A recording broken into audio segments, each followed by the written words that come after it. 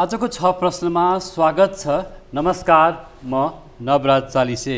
दर्शकवृन्द, आज जनै पूर्णिमा, रक्षाबन्धन, राखी पर्व, गाई जात्राको शुभकामना सबभन्दा अगाडि।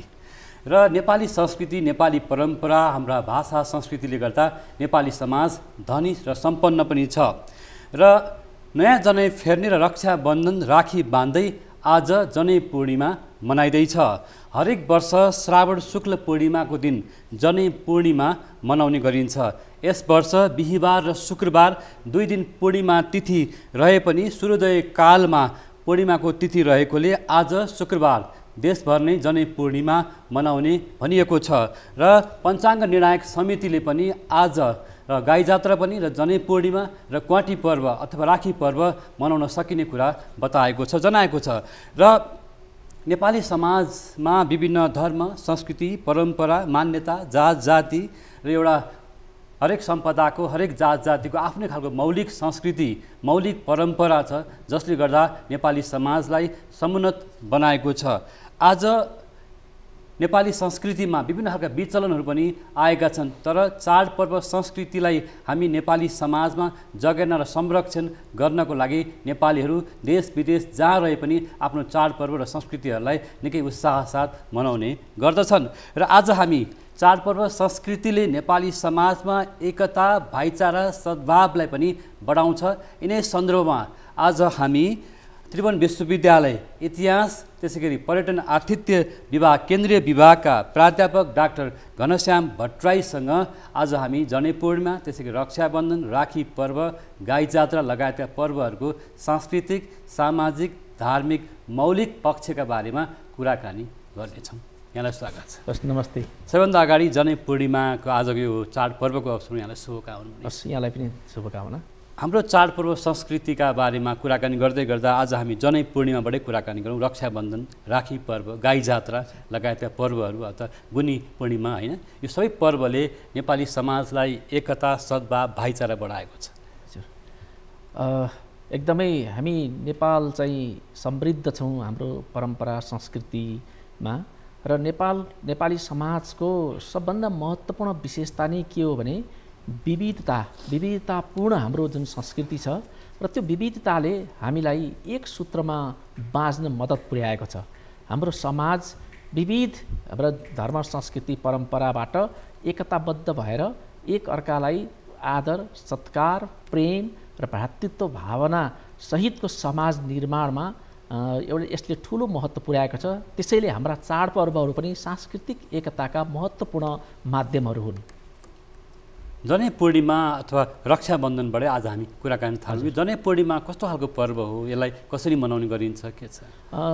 जनै पूर्णिमा खास गरी यो चाहिँ नेपालको खास गरी हिन्दू समाजमा प्रचलित एउटा त्यस्तो प्राचीन परम्परा हो जसले हाम्रो हिन्दू वर्ण व्यवस्थामा यो तागाधारीहरू भन्छौँ हामी, जसलाई जनै लगाउन योग्य मानिएका ब्राह्मण क्षेत्रीय वर्गहरूमा चाहिँ आफ्नो धर्म संस्कृतिलाई सम्वर्धन गर्ने सन्दर्भमा प्राचीन कालदेखि नै यज्ञोपवीत अथवा जनै धारण गरेर आफूलाई शुद्ध र एउटा चाहिँ पवित्रताको एउटा प्रतीकको रूपमा स्थापित गर्नको लागि परम्परादेखि प्रचलित हुँदै आएको यो एउटा सांस्कृतिक पर्व हो।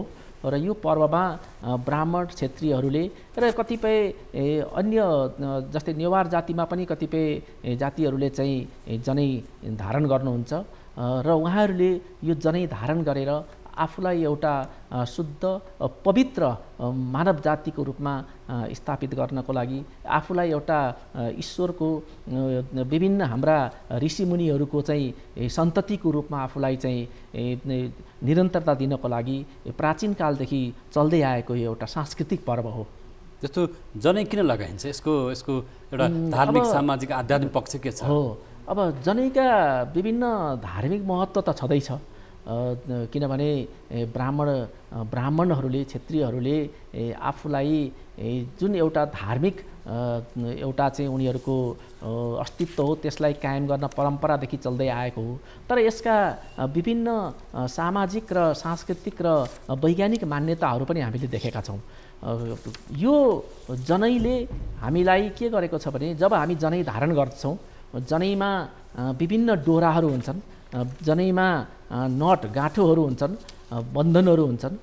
त्यो जनैले के गरेको छ भने जनै धारण गरिसकेपछि उसले आफ्नो मन, बाणी र उसको चाहिँ शरीर यो तीनैवटा कुरा माथि चाहिँ पूर्ण नियन्त्रण हुन्छ भन्ने एउटा परम्परागत मान्यता छ। र त्यो जनैका डोराहरूमा पनि विभिन्न देवी देवताहरू त्यसमा चाहिँ बसेका हुन्छन् र ती जनैलाई हामीले धार्मिक विधि वैदिक मन्त्रहरूको आधारमा जनैलाई हामीले चाहिँ पहिले मन्त्रिएर अनि त्यो जनै हामीले ग्रहण गर्दछौँ र त्यो जनै ग्रहण गर्दा हामीसँगै ती डोराहरूमा बसेका विभिन्न देवी देवताहरूलाई हामीले आत्मसात ग्रहण गरेका हुन्छौँ र आफूमा उनीहरूलाई चाहिँ आत्मसात गरिसकेपछि हामी ती देवी देवताहरूप्रति पूर्ण रूपले हामी निष्ठावान, ती देवताहरूप्रति पूर्ण रूपले समर्पित र देवताहरूको पूर्ण रूपले उनीहरूको चाहिँ हामीले सम्मान र जुन किसिमको चाहिँ एउटा प्रार्थना गर्नुपर्ने हो त्यो गर्न म योग्य छु भन्ने कुरा चाहिँ हामीले त्यहाँ देखाउन सक्छ। एउटा जनैको अर्को एउटा महत्त्वपूर्ण पक्ष के छ भने खास गरी जनैलाई चाहिँ हाम्रो मानव जातिलाई चाहिँ अब तिमी समाजमा योग्य भयो है, एउटा विभिन्न कर्महरू गर्न तिमी चाहिँ अधिकार प्राप्त भयो है भन्ने एउटा धर्मशास्त्रहरूले जुन उल्लेख गरेको छ। किनभने हामीले हाम्रा जति पनि सांस्कृतिक कुराहरू छन्, जनै अथवा व्रतबन्धको बेलामा हामी जनै ग्रहण गर्छौँ र जनै लगाइसकेपछि हामी हाम्रा जति पनि धार्मिक सांस्कृतिक कुराहरू गर्न योग्य मानिन्छौँ। हाम्रो धर्म संस्कृतिले हामीलाई त्यो अधिकार प्रदान गर्छ। त्यसकारणले त्यसले चाहिँ हामी अब चाहिँ योग्य भयौँ र हामी सबै प्रकारका संस्कृतिहरू सम्पन्न गर्नको लागि चाहिँ हामी अब चाहिँ त्यो धार्मिक अधिकार प्राप्त भयौँ भन्ने एउटा प्रतीक पनि हो यो। र अर्को चाहिँ त्यसले के गर्छ भने त्यो जनै लगाउने बित्तिकै हामीमा एक प्रकारको चाहिँ अनुशासन, एक प्रकारको चाहिँ सहिष्णुता र ईश्वरप्रतिको चाहिँ आस्था, साथसाथै हामीमा कर्तव्यनिष्ठता, त्यसै गरी हामीमा चाहिँ एउटा सबै मानिसलाई प्रेम गर्ने भावनाको विकास हुन्छ र ती कुरा गर्नमा हामीसँग ती हरेक डोरामा चाहिँ अन्तर्निहित रहेका देवी देवताहरूले हामीलाई चाहिँ त्यो ऊर्जा प्रदान गर्दछन् भन्ने एउटा मान्यता हो। जनैको अर्को मान्यता के हो भने यसले हामीलाई नेगेटिभिटी, नकारात्मक ऊर्जाहरूलाई रोकेर सकारात्मक ऊर्जाहरू प्रदान गर्दछ भन्ने पनि एउटा परम्परागत मान्यता रहेको छ। त्यसैले यो जनैको थुप्रै धार्मिक सांस्कृतिक महत्त्व छँदैछ। पछिल्लो कालमा आएर हामीले के देखिरहेका छौँ भने विभिन्न वैज्ञानिक आधारहरूले पनि जनैको चाहिँ महत्त्वलाई उजागर गरेको छ। के भनिन्छ भने जनै एउटा त्यस्तो पवित्र धागो हो जसलाई हामी चाहे त्यो शौच गर्दा होस्, अरू विभिन्न कुरामा हामी जनैलाई चाहिँ कानमा सिउरन्छौँ र जनैलाई कानमा राख्नु भनेको हाम्रो कानको सम्बन्ध हाम्रो यो मस्तिष्कसँग, हाम्रो कानको सम्बन्ध हाम्रा चाहिँ नसाहरूसँग सम्बन्धित रहेको हुन्छ र त्यसले त्यो जनैलाई त्यहाँ कानमा राख्दा त्यसको जुन एउटा इनर्जी त्यो जनैले क्रिएट गर्छ, त्यसबाट हाम्रा चाहिँ यो पेट सम्बन्धी रोगहरूलाई चाहिँ त्यसले सहयोग पुर्याउँछ भन्ने विभिन्न अध्ययनहरूले पनि देखाएका छन्। त्यो मान्यताहरू छ। हजुर। र आज जनेको कुराकानी गर्दै गर्दा जनै ठुलो परिमाणमा हामी विदेशबाट आयात गरिरहेका छौँ होइन। आज विदेशबाट नै निर्भर रहनु परेको अवस्था छ, जसले गर्दा व्यापार घाटा समेत बढाएको छ। यो आफ्नो आर्थिक पाटो त छँदै छ।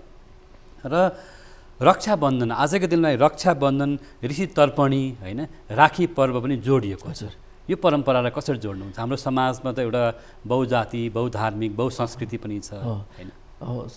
हाम्रो जसरी हामीले जनै पूर्णिमा रक्षाबन्धन मैले भनेको जनै पूर्णिमा जसरी हाम्रो चाहिँ ताकादारीहरूले जनै लगाएर त्यो पर्वलाई मनाउनुहुन्छ भने कतिपय जस्तै हाम्रो तराईमा बस्ने हाम्रा विभिन्न दाजुभाइ दिदीबहिनीहरूले त्यसलाई चाहिँ रक्षाबन्धनको रूपमा चाहिँ छुट्टै किसिमले त्यसलाई चाहिँ मनाउने गर्नुहुन्छ। र रक्षाबन्धन भनेको चाहिँ दिदीबहिनीले दाजुभाइहरूलाई दिदीबहिनी यसमा दुईवटा कुरा देखिन्छ। हामीले अध्ययन गर्ने हो भने धर्मशास्त्रहरूको अध्ययन गर्ने हो भने दुईवटा त्यहाँ मान्यताहरू देखिन्छ। एउटा मान्यता के छ भने यो रक्षाबन्धन दिदीबहिनीले दाजुभाइलाई लगाएको देखिन्छ। अर्को यो रक्षाबन्धन चाहिँ श्रीमतीले श्रीमानलाई लगाएको पनि देखिन्छ। कतिपय हामीले भारतमै पनि हामीले केही ठाउँहरूमा के देख्दछौँ भने रक्षाबन्धन छोरीले बाउलाई लगाइदिएको पनि परम्परा हामीले पाउँछौँ। जस्तो हामीले जस्तै अब हाम्रो एउटा पौराणिक कथा छ इन्द्रदेवको, जो चाहिँ यो के भन्छ दैत्य र दानवको युद्ध भएको बेलामा इन्द्रले ठुलो युद्ध लडे तर हराउन सकेनन् दानवहरूलाई। यो दानवासुर यो देवासुर सङ्ग्राममा हराउन नसकिसकेपछि उनकी रानी साँच्चीले चाहिँ गएर भगवान विष्णुसँग अनुरोध गरे सहयोगको लागि। उनले चाहिँ भगवान विष्णुले एउटा धागोको चाहिँ यो के भन्छ हाम्रो यो सूत्र ब्रासलेट जस्तो त्यो चाहिँ उनले दिएर पठाए र उनले रानीले इन्द्रदेवलाई त्यो लगाइदिइसकेपछि राक्षसलाई परास्त गर्नको लागि असुरहरूलाई परास्त गर्न इन्द्रदेव सफल भए। अनि एकातिर त्यो श्रीमतीले श्रीमानलाई लगाएर त्यो राखी रक्षाबन्धनको सुरुवात भएको देखिन्छ भने अर्कातिर यहाँ कृष्ण र द्रौपदीको सन्दर्भ पनि आउँछ फेरि। जस्तो राखी पर्व जस्तो यहाँ अब पर्यटन संस्कृति विभाग पनि प्रमुख हुनुहुन्छ होइन, नेपालको पर्यटन संस्कृतिको निकै ठुलो महत्त्व छ कि आज राखी पर्व चाहिँ तराई र मधेसका विभिन्न भूभागहरूमा काठमाडौँ उपत्यका लगायत विभिन्न ठाउँहरूमा राखी पर्व मनाइँदैछ। रक्षाबन्धन र राखी पर्व बीचको सम्बन्ध कसरी जोड्न सकिन्छ? रक्षाबन्धन र राखी, रक्षाबन्धन चाहिँ के गरिन्छ भने हाम्रो विभिन्न पुरोहितहरूले पण्डितहरूले हामीलाई हाम्रा यजमानहरूलाई चाहिँ उहाँहरूले वैदिक मन्त्रोच्चारण सहित रक्षाबन्धन लगाइदिनुहुन्छ। रक्षाबन्धन भनेको रक्षा र बन्धन, हामी यस्तो बन्धन लगाउँछौँ जसले हामीलाई प्रोटेक्ट गर्छ। यो मन्त्र उच्चारणको अर्थ चाहिँ के छ? जसको विभिन्न मन्त्रहरू पढ्नु, जस्तै भनौँ न एउटा सबभन्दा बढी हामीले प्रचलनमा देखेको एन बद्धु बलिराजा दानवेन्द्रो महाबल तेन त्वाम प्रतिबद्धामी रक्षा महाचल महाचल भनेको चाहिँ यो चाहिँ सन्दर्भ बलिराजासँग जोडिएको छ। बलिराजालाई चाहिँ विष्णु भगवानले जब 3 पाउ सबै ग्रहण लिएर आफ्नो सम्पूर्ण उनको बलिराजाको सम्पत्ति त्यो भूमि लिइसकेपछि एउटा उनको इच्छा पुरा गरिदिन्छु भन्दा उनलाई चाहिँ के गरियो भने ल तिमी चाहिँ मेरो दरबारमा आऊ, मसँग बस भनेर चाहिँ विष्णु भगवानलाई भन्दा विष्णु भगवानले चाहिँ ल तिम्रो प्रोटेक्ट चाहिँ म गर्छु, म त्यहाँ आएर बस्छु भन्दा बलिराजाकोमा आएर विष्णु भगवान बसे। तर यो कुरा देवी लक्ष्मीलाई मन परेन। उनले चाहिँ के गरिन् भने लक्ष्मीले चाहिँ एउटा आफ्नो दाजु अथवा भाइ मानेर बलिराजालाई म तिमीलाई चाहिँ यो रक्षाबन्धन लगाइदिन्छु भनेर लगाइदिन्। त्यो लगाइसकेपछि अब तिमीलाई उपहार मैले दिनु पर्यो। त्यो उपहार के दिने भन्दा ल तिमीले चाहिँ विष्णु भगवानलाई चाहिँ आफ्नो वैकुण्ठ जान अनुमति देऊ। त्यो इच्छा पुरा गरिसकेपछि उनलाई विष्णु भगवानले प्रोटेक्ट गरे बलिराजालाई। भने जसरी बलिराजालाई विष्णु भगवानले प्रोटेक्ट गरे त्यसै गरी तिमीले हामीलाई अरूलाई पनि यो बन्धनले चाहिँ रक्षा गरोस् भनेर चाहिँ त्यो हाम्रो प्युरिटी र सेक्युरिटी एउटा चाहिँ पवित्रता र रक्षा सुरक्षा दुईटै किसिमले हाम्रा जति पनि नेगेटिभ ऊर्जाबाट हामीलाई बचाउनको लागि चाहिँ यो रक्षाबन्धन बाँध्ने परम्परा चाहिँ त्यसरी सुरु भएको देखिन्छ। निश्चित रूपमा जस्तो आजै धेरै पर्वहरू पर्छ होइन, गाई जात्रा पनि भनेको छ। नेपाल पञ्चाङ्ग निर्णायक समितिले यो वर्ष जनै पूर्णिमा र गाई जात्रा शुक्रबार आज एक दिन परेको भनेको छ। जस्तो नेवार समुदायले जनै पूर्णिमाको भोलिपल्ट गाई जात्रा चाहिँ मनाउने गर्दछन्। दिवंगत भएका आफ्ना आफन्तजनहरूको सम्झनामा गाई जात्रा निकाल्ने प्रचलन छ। क्वाटी पर्व पनि छ होइन, यो क्वाटी पर्वको आफ्नै महत्त्व छ। यो सन्दर्भ पनि हामी जोड्छौँ। दर्शकवृन्द, हामी हाम्रो नियमित प्रस्तुति 6 प्रश्नमा छौँ। आज हामी गाई जात्रा अथवा क्वाटी पर्व, जनै पूर्णिमा, रक्षाबन्धन, राखी पर्व, विभिन्न पर्वहरूको बारेमा कुराकानी गरिरहेका छौँ। हामीसँग त्रिभुवन विश्वविद्यालय केन्द्रीय विभाग इतिहास र संस्कृति विभागका प्रमुख प्राध्यापक डाक्टर घनश्याम भट्टराई हुनुहुन्छ। हामीसँग रहनुहोला। पालो भएको छ ब्रेकको।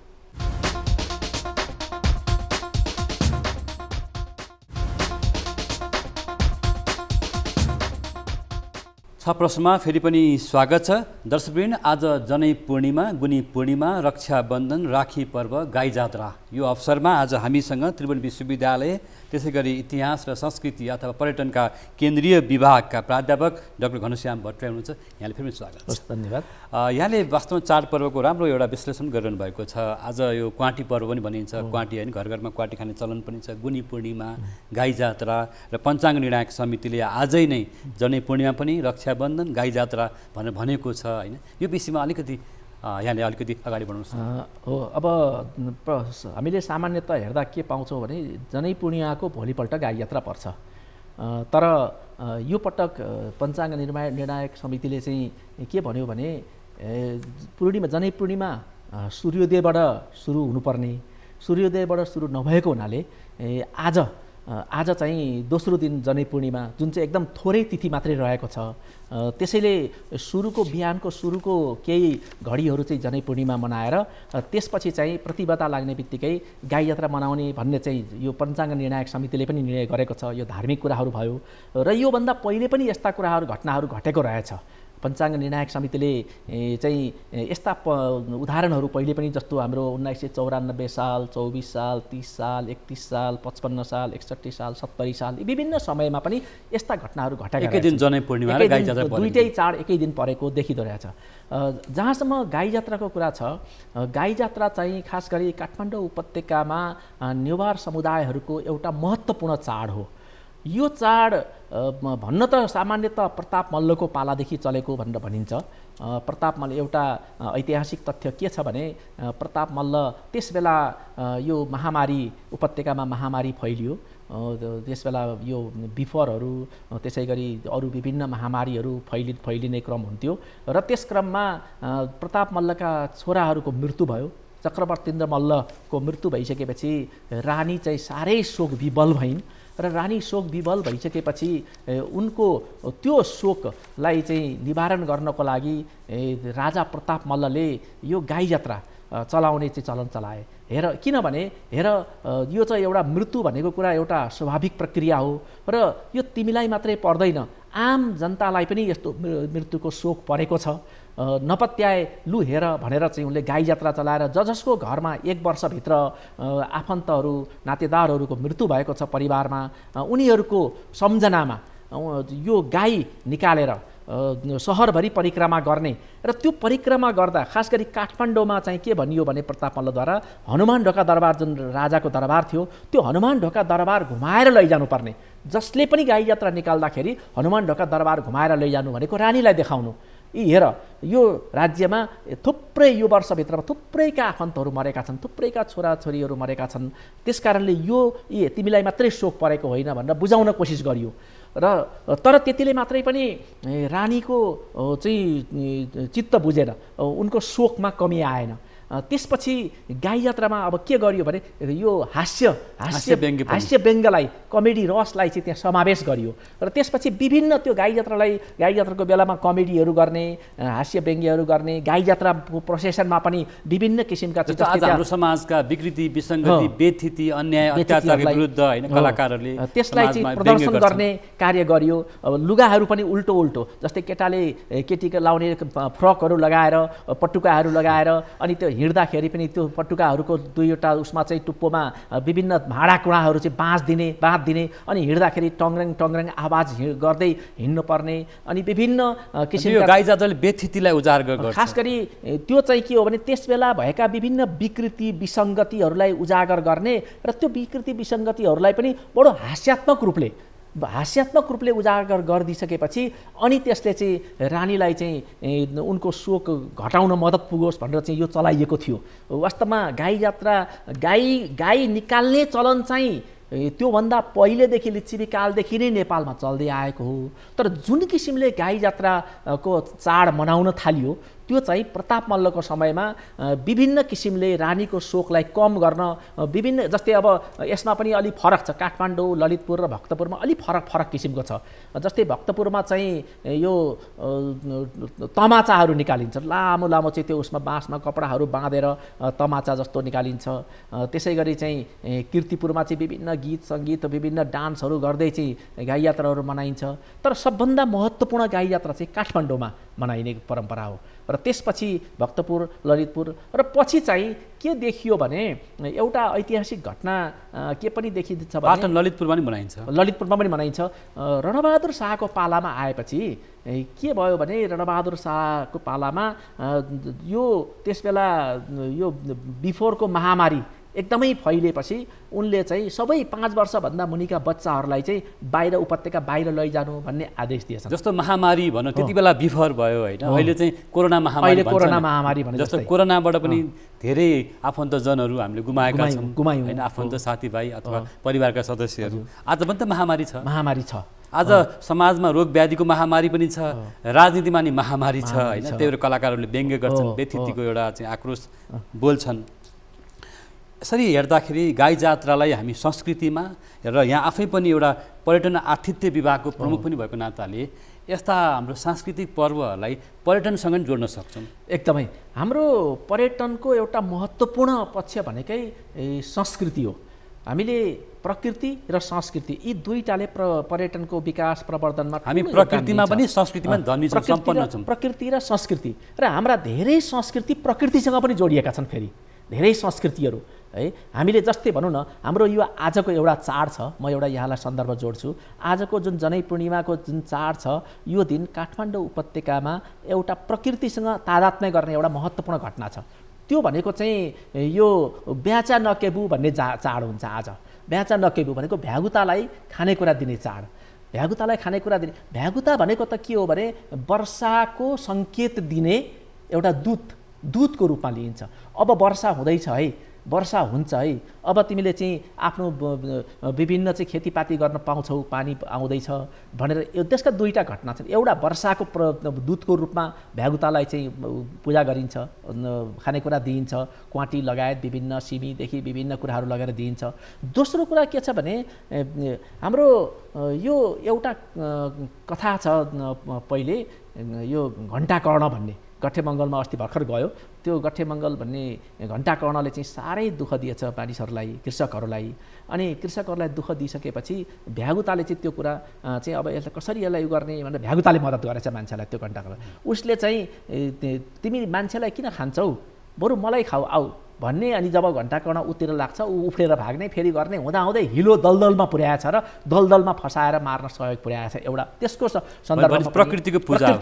अर्को चाहिँ जब हामीले धान रोप्छौँ, प्राणीको पनि पूजा गरेर देखिन्छ, प्राणीको पनि पूजा। अर्को चाहिँ हामीले धान रोपेर किरा फट्याङ्ग्राहरू धेरै आउने, धानका गवाराहरू खाइदिने, अनि त्यसबाट भ्यागुताले चाहिँ त्यो किरा फट्याङ्ग्रा खाइदिएर हाम्रो बालीलाई संरक्षण गर्न मद्दत गरेको सन्दर्भमा पनि भ्यागुतालाई चाहिँ के गरियो भने लगेर खानेकुराहरू दिएर उसलाई चाहिँ पूजा गर्ने, सम्मान गर्ने चलन चलाइयो। अनि चाहिँ यो प्रकृति संस्कृति दुइटै जोडियो। यस्ता कुराहरूलाई हामीले संरक्षण गर्न सक्यौँ भने, र हामीले अहिले चाहिँ फेस्टिभल टुरिज्म भन्छौँ हामी, चाडपर्व पर्यटन फेस्टिभल टुरिज्मलाई हामीसँग यति धेरै चाडपर्वहरू छन्। हामीसँग के भन्छौँ भने हाम्रो 365 दिनमा हरेक दिन कुनै न कुनै चाड परिरहेको हुन्छ।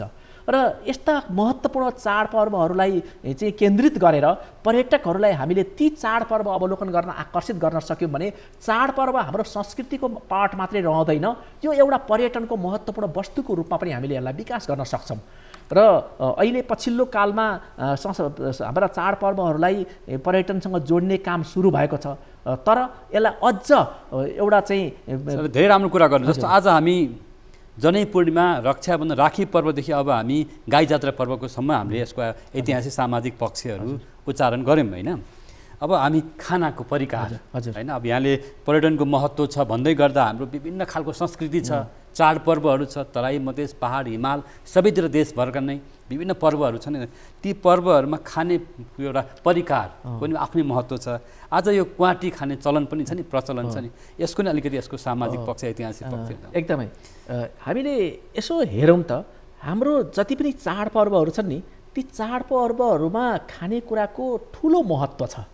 र त्यो खानेकुरा पनि फरक छ। चाडपर्वमा फरक खानेकुरा त्यहाँ हामीले पाउँछौँ।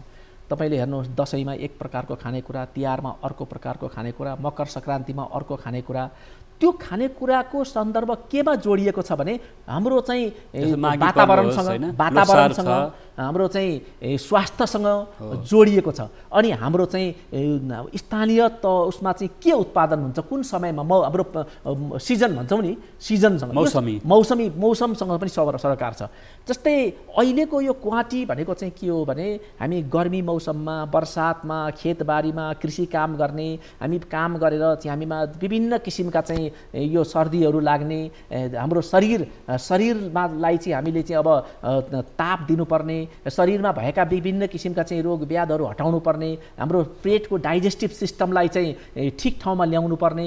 त्यस कारणले क्वाटी जस्तो 9 सामान्यतः 9 र 9 देखि 12वटा किसिमका चाहिँ गेडागुडीहरू मिसाएर, त्यो गेडागुडी हेर्नुहोस्, फेरि अर्को कुरा कस्तो छ भने त्यो गेडागुडीहरू मिसाएर उसै दिन खाइयो भने त्यसले खराब पनि गर्न सक्छ। तर अगाडि नै भिजाएर टुसा उमारेर, हेर्नु विज्ञानले के भन्छ भने तपाईलाई यदि युरिक एसिड छ भने तपाईले गेडागुडीलाई टुसा उमारिदिनु भयो, स्प्राउटेड गेडागुडी खानुभयो भने युरिक एसिडलाई असर पार्दैन।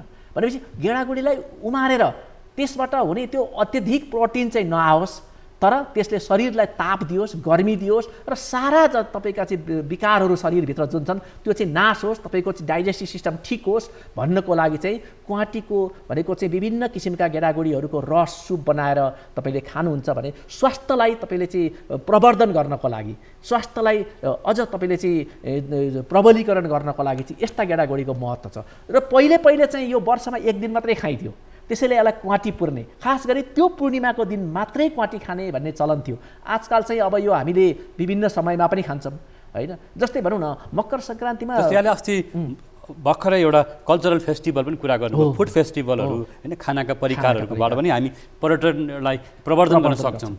जस्तो हामीसँग पर्यटन बोर्ड छ, पर्यटन विभाग छ, मन्त्रालय छ, यी धेरै चाडपर्वहरूलाई प्रवर्धन गरेको चाहिँ देखिँदैन। अब आजकल चाहिँ अलिकति त्यो प्रचलन बढ्दै गएको छ। हामी ग्यास्ट्रोनोमी टुरिज्म भन्छौँ क्या, खाद्यान्नको पर्यटन, ग्यास्ट्रोनोमी टुरिज्म।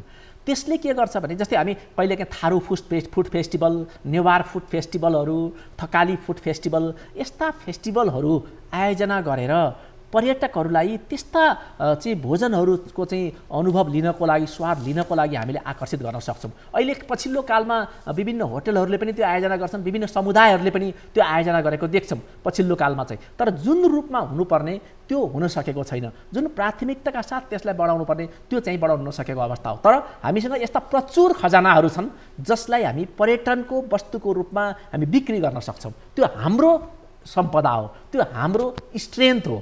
त्यो स्ट्रेन्थलाई, त्यो संस्कृति, हाम्रा खाद्यान्नहरू, भोजनका विभिन्न परिकारहरू, हाम्रा चाडपर्वहरू, यी सबैलाई एउटा चाहिँ पर्यटनको वस्तुको रूपमा हामीले चाहिँ बिक्री गर्न सक्यौँ, प्रवर्धन गर्न सक्यौँ भने यो चाहिँ हाम्रो एउटा राम्रो आर्थिक स्रोत बन्न सक्छ। हस्, यहाँले धेरै धेरै महत्त्वपूर्ण सूचना दिनुभयो। जनै पूर्णिमा, गुनी पूर्णिमा, रक्षाबन्धन, राखी पर्व, गाई जात्रा र क्वाटी पर्व, खानाको परिकार र पर्यटनसँग पनि जोड्नुभयो। महत्त्वपूर्ण समय र शुभकामना पनि छ यहाँलाई। अन्तिममा केही जोड्नु बाँकी छ सर? होइन, हामीले यो संस्कृतिलाई चाहिँ संरक्षण गर्नुपर्छ। संस्कृति भनेको हाम्रो पहिचान हो। हामी एउटा कुरा गरौँ न, हामीले एउटा मयूरलाई उसको प्वाँख बिनाको कल्पना गर्न सक्दैनौँ। मानिसलाई पशुबाट भिन्न छुट्याउने नि चेतना र संस्कृति हो। यो दुईटा कुरा संस्कृतिलाई संरक्षण गऱ्यौँ भने हाम्रो पहिचान हुन्छ, हाम्रो पहिचान संरक्षण गऱ्यौँ भने यसले हाम्रो भविष्य सुनिश्चित हुन्छ। त्यसैले संस्कृतिलाई संरक्षण गरौँ, पर्यटनलाई सम्वर्धन गरौँ, इतिहास संस्कृतिलाई जोगाउने जगेर्ना गर्ने काम गरौँ र यसमा राज्यको पनि ध्यान चाहोस् भन्ने मैले मेरो एउटा धारणा व्यक्त गर्छु। यहाँलाई बोल्ने मौका दिनुभयो, धेरै धेरै धन्यवाद। हस्, यहाँलाई पनि धन्यवाद। धन्यवाद। दर्शकवृन्द, हो निश्चित रूपमा प्राध्यापक डाक्टर घनश्याम भट्टराईले भन्नुभएको थियो हाम्रो संस्कृति, चाडपर्व, परम्परा, इतिहासलाई जोगाउन, संरक्षण गर्न राज्य र सम्बद्ध निकायहरूको उत्तिकै जिम्मेवारी छ भन्ने कुरा उहाँले निकै जोडदार साथमा उठाउनु भएको छ। यो संस्कृतिलाई प्रवर्धन र सम्वर्धन गर्न सक्यो भने हामी पर्यटक माध्यम अथवा पर्यटन उद्योग मार्फत विदेशी मुद्रा आर्जन गर्न सक्छौँ र अझ हाम्रो एउटा आर्थिक क्षेत्रको पनि विकास गर्न सकिन्छ भने उहाँले अन्तिममा पनि जोड्नु भएको छ। यसको लागि पनि धन्यवाद। आज हामीसँग हाम्रो नियमित प्रस्तुति छ प्रश्नमा आज हामीले जनै पूर्णिमा रक्षाबन्धन, राखी पर्व, गाई जात्रा र क्वाटी पर्व लगायतका पर्व संस्कृतिका बारेमा कुराकानी गऱ्यौँ। हामीले विभिन्न संस्कृति पर्वहरूलाई बेला बखतमा चर्चा परिचर्चा गर्ने गरेका छौँ नियमित रूपमा। त्यसै क्रममा आज यो पर्वको बारेमा कुराकानी गरेका हौँ। आज हामीसँग त्रिभुवन विश्वविद्यालय इतिहास तथा पर्यटन आतिथ्य विभाग केन्द्रीय विभागका प्रमुख प्राध्यापक डाक्टर घनश्याम भट्टराई स्टुडियोमा आउनुभएको थियो। यसको लागि पनि उहाँलाई धन्यवाद दिँदै आजको नियमित प्रस्तुति 6 प्रश्नबाट हामी बिदा माग्छौँ। नमस्कार।